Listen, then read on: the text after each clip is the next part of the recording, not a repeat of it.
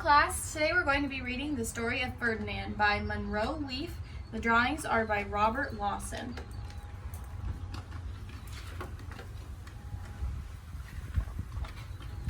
Once upon a time in Spain, there was a little bull and his name was Ferdinand. All the other little bulls he lived with would run and jump and butt their heads together.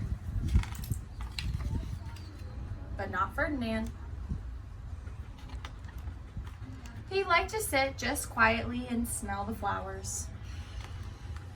He had a favorite spot out in the pasture under a cork tree. It was his favorite tree, and he would sit in its shade all day and smell the flowers. Sometimes his mother, who was a cow, would worry about him. She was afraid he would be lonesome all by himself. "Why don't you run and play with the other little bulls and skip and butt your head," she would say. But Ferdinand would shake his head. "I like it better here, where I can just sit quietly and smell the flowers." His mother saw that he was not lonesome, because she was an understanding mother, even though she was a cow, she let him just sit there and be happy. As the years went by, Ferdinand grew and grew until he was very big and strong.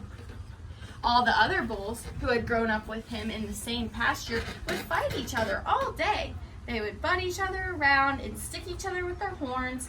What they wanted most of all was to be picked to fight at the bullfight in Madrid. But not Ferdinand. He still liked to sit just quietly under the cork tree and smell the flowers. One day, 5 men came in very funny hats to pick the biggest, fastest, roughest bull to fight the bullfights in Madrid. All the other bulls ran around snorting and butting, leaping and jumping, so the men would think that they were very, very strong and fierce and pick them. Ferdinand knew that they wouldn't pick him, and he didn't care, so he went out to his favorite cork tree to sit down.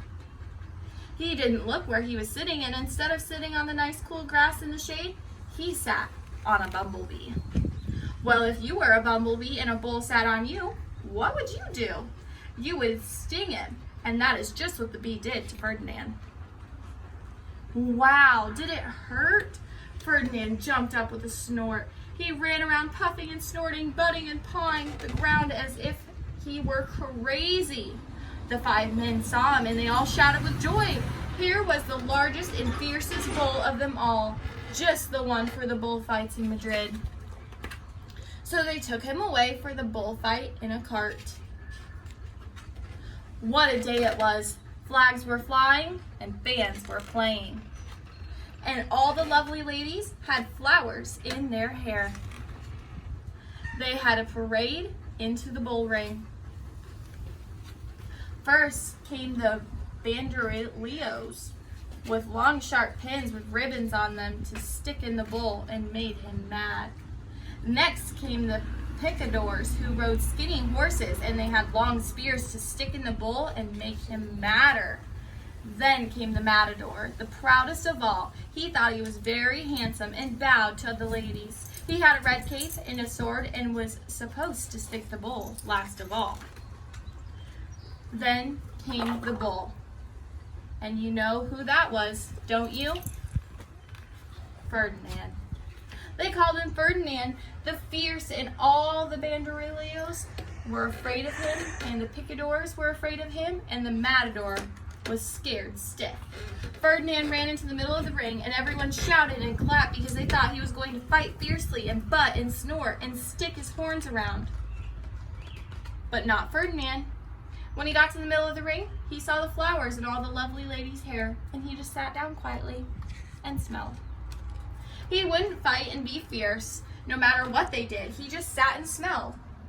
And the banderilleros were mad, and the picadors were madder, and the matador was so mad he cried because he couldn't show off with his cape and sword. So they had to take Ferdinand home. And for all I know, he's sitting there still, under his favorite cork tree, smelling the flowers, just quietly. He is very happy. The end.